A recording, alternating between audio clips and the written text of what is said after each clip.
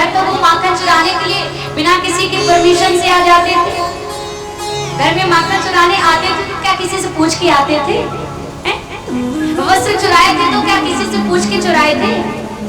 ताजा ताजा वाली माखन तैयार करके रखती थी, तुरंत बाल गोपालों को लेकर के हमारे श्री बिहारी जी आ जाते थे घर में और बिना कुछ कहे बिना कुछ बताए धावा बोल देते थे।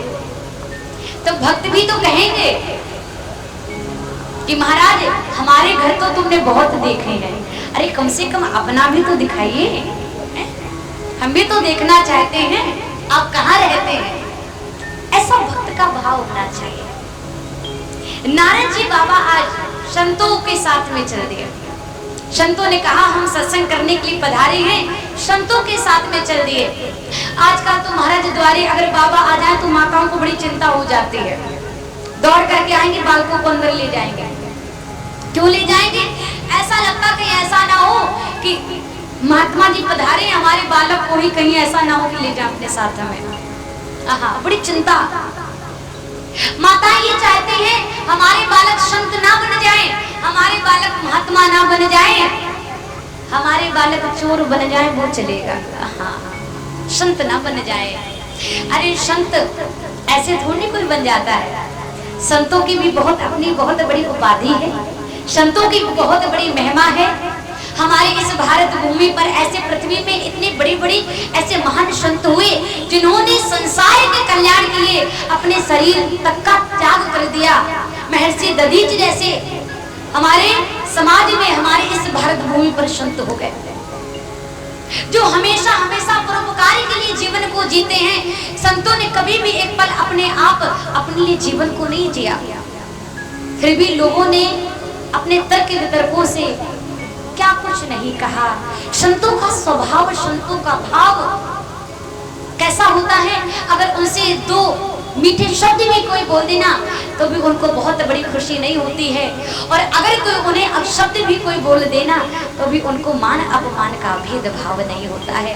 जो हमेशा एक स्थिति में मग्न रहते हो, जो हमेशा मान अपमान से दूर रहते हो, यही तो भगवान के परमदास चरणों के बड़े ही चरणागत शरणागत संत महात्मा हुआ करते हैं। बिनु हरि कृपा मिले नहीं संता। बिना प्रभु की कृपा से लोग कहते हैं कि जब संतों का दर्शन कर लो तब कहीं जाकर के भगवान का दर्शन होता है। और हमारे शास्त्रों में तो लिखा है कि जब हमारे जीवन में जब भगवान किसी ना किसी रूप में आते हैं, जब संत आ जाते हैं तो ये समझ लेना चाहिए कि परमात्मा मिल गए, क्योंकि संत भी परमात्मा का ही स्वरूप होता है। इसलिए जीवन में संत आ जाए फिर आपको खोजने की कहीं आवश्यकता नहीं है। सूत जी महाराज कहते हैं कि हे शौनकादि ऋषियों, नारद जी बाबा चले और नारद जी बाबा जाकर के आश्रम में पहुंचे, संतों के साथ में रहने लगे। संत नित्य प्रति गीता पाठ किया करते हैं, रोज सुना करते हैं नारद जी, और कहते हैं आश्रम में रहते रहते बड़ा समय व्यतीत हो गया। एक बार की बात है, जब संत लोग अपने पत्तल में भोजन प्रसादी जब ग्रहण कर लेते हैं और जब उस पत्तल में थोड़ा सा अन्न का कण रह जाता है तो उसी को प्रसादी समझ करके ग्रहण कर लेते हैं। नारद जी बाबा तो जो भी हृदय में जो भी उनकी मलिनता है, अज्ञान है, वह सब नष्ट होता है। हृदय में ज्ञान का प्रादुर्भाव होने लगा। एक दिन संतों ने कहा कि पुत्र अब हम सब लोगों का समय पूरा हो गया, हम लोगों ने सत्संग विश्राम कर दिया, हम लोग सब अपने अपने आश्रम को पुनः जा रहे हैं।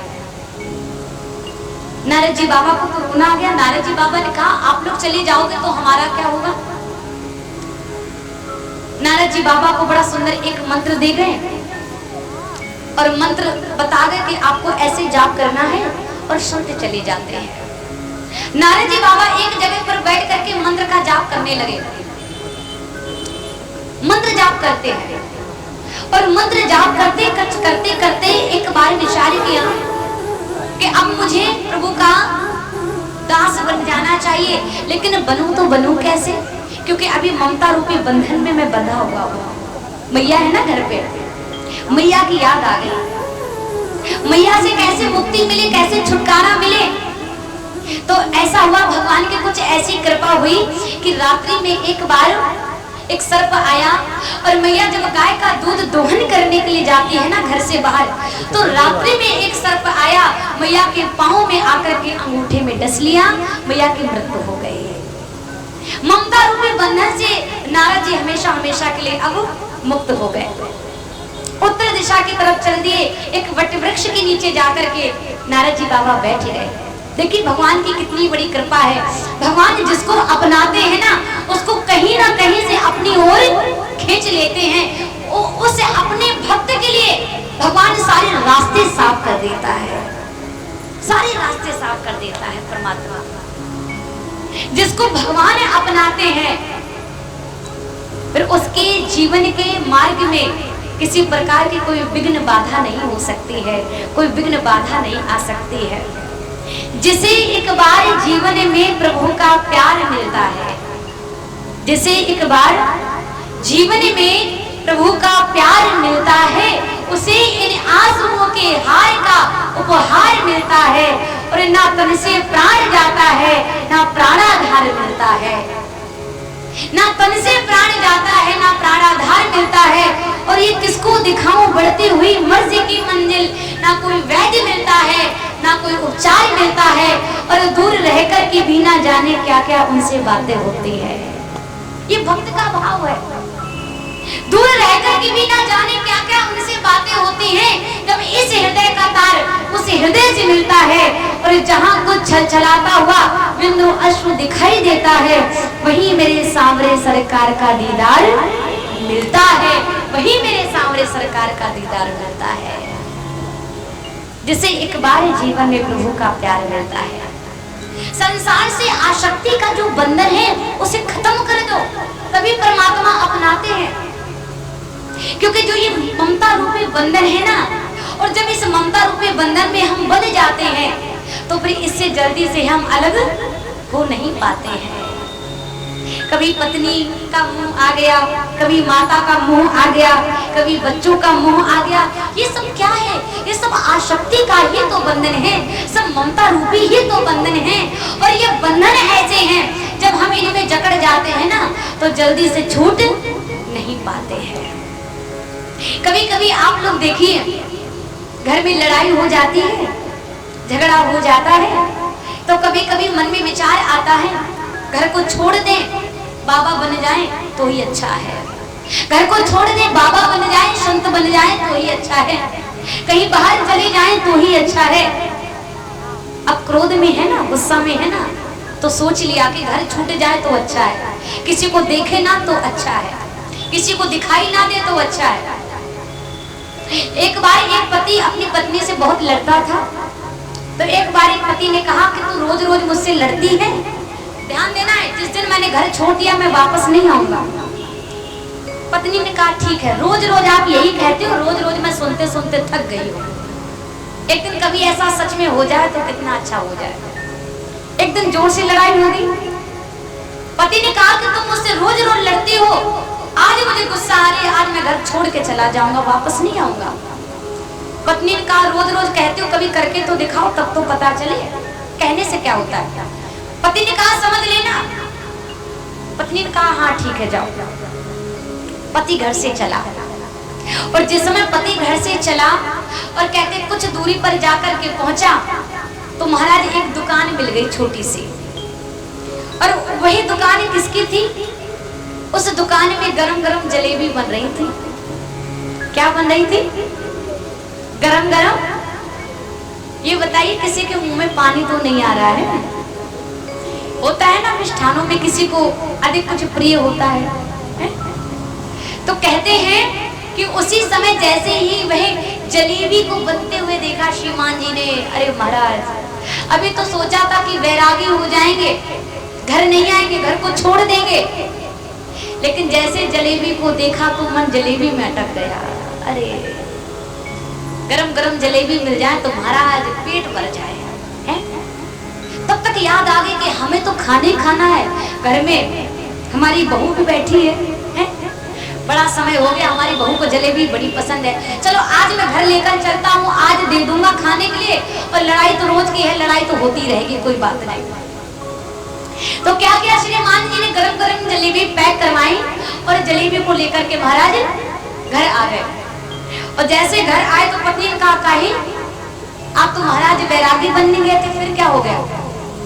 श्रीमान जी ने कहा कि श्रीमती जी, ये तो पूरी जिंदगी अभी पड़ी हुई है, कभी ना कभी तो देखा जाएगा, अभी थोड़ा सा मन नहीं लग रहा है, याद आ रही थी सबकी तो चले आए। कहने का तात्पर्य ये है, ये मन आसक्ति में ऐसा बंधा हुआ है, बंधन में ऐसा बंधा हुआ है, हम कितना प्रयास क्यों ना कर लें, जब तक उस गोविंद की कृपा नहीं होगी, जब तक सदगुरु की कृपा नहीं होगी, उगरे ही विमली विलोचन हिय के, मिटे ही दोष दुख भव रजनी के। जब तक सदगुरु की संतों की कृपा हमारे ऊपर नहीं होती है, तब तक जीवन में परमात्मा का साक्षात्कार नहीं हो पाता है, तब तक भगवान का दर्शन नहीं होता है, तब तक परमात्मा नहीं मिलते हैं।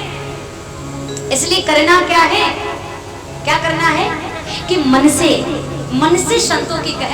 संतों की शरण को ग्रहण करें, मन से आप संत बने, मन आप स्थिर करके परमात्मा के हरि भजन में, हरि कीर्तन में लगाएं, बस उसी से जीवन का कल्याण है। नारद जी बाबा ने देखा अब तो मैया भी खत्म हो गई, चले दी उत्तर दिशा की तरफ और एक वृक्ष के नीचे जाकर के पद्म आसन लगा करके वह मंत्र का जोर जोर से जाप करना प्रारंभ कर दिया। जाप कर रहे हैं मंत्र का, और ऐसा मंत्र का जाप किया, ऐसी समाधि लगाई, ऐसे समाधिस्थ हुए नारद जी बाबा। कहते हैं भगवान प्रसन्न हो गए और भगवान ने एक पल के लिए अपने स्वरूप का दर्शन करा दिया, अपने स्वरूप का दर्शन कराया नारद जी बाबा को। अनुग्रहं मन्यमानः प्रतिष्ठां दिशाशिता। एक बार भगवान ने आकर के अपने स्वरूप का बोध कराया, दर्शन कराया, और एक पल में ही भगवान अंतर ध्यान हो गए। नारद जी बाबा जैसे ही भगवान को देखा, नारद जी बाबा के अंदर व्याकुलता उत्पन्न हो गई, नारद जी बाबा की आंखों से अश्रुधारा बहने लगी। अरे प्रभु, जिस स्वरूप का आपने मुझे दर्शन कराया, एक बार मुझे उसी स्वरूप का दर्शन करा दीजिए, एक बार आप मुझे उसी झांकी का दर्शन करा दो। और ऐसे व्याकुल हुए नारद जी बाबा, रोना प्रारंभ कर दिया, हृदय अवरुद्ध हो गया, कंठ अवरुद्ध हो गया। एक आकाशवाणी हो गई और आकाशवाणी ने कहा कि बालक, इस जन्म में तुम मुझे पूरी तरीके से अभी प्राप्त नहीं कर पाओगे, जब तक तुम्हारा पूरे तरीके से मन शुद्ध नहीं हो जाएगा, हृदय शुद्ध नहीं हो जाएगा, तब तक तुम मुझे पूरी तरीके से प्राप्त नहीं कर पाओगे। इसलिए पूरा मन, पूरी क्रियाएं, अपना सब कुछ मुझ में लगा दो। अब तो जैसे आकाशवाणी को नारद जी बाबा ने सुना, कहते हैं कि उसी समय नारद जी बाबा ने अपने मन को एकाग्रचित करते हुए, अपनी इंद्रियों को अपने वश में करते हुए भगवान के श्री चरणों में लगा दिया।